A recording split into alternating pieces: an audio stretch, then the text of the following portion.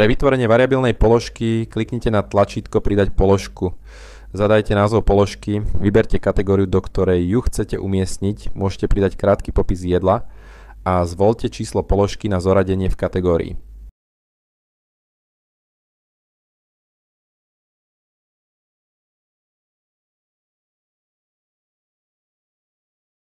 Následne zvoľte možnosť variabilné jedlo, nastavte si variant jedla, cenu.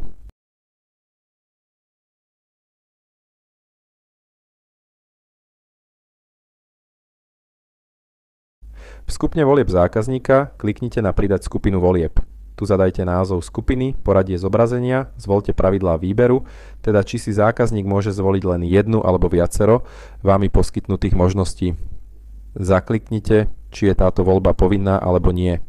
Následne zo zoznamu ingrediencií vyberte možnosti do danej skupiny volieb.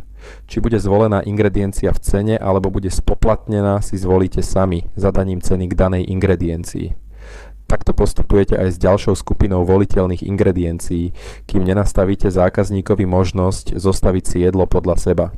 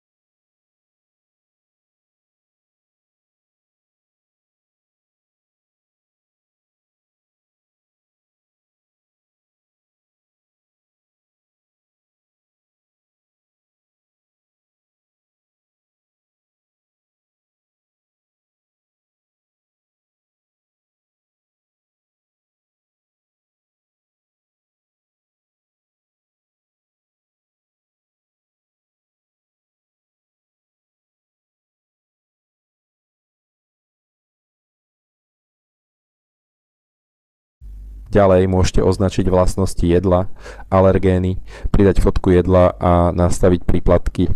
Kliknite na Uložiť položku. Tá sa následne zobrazí v danej kategórii.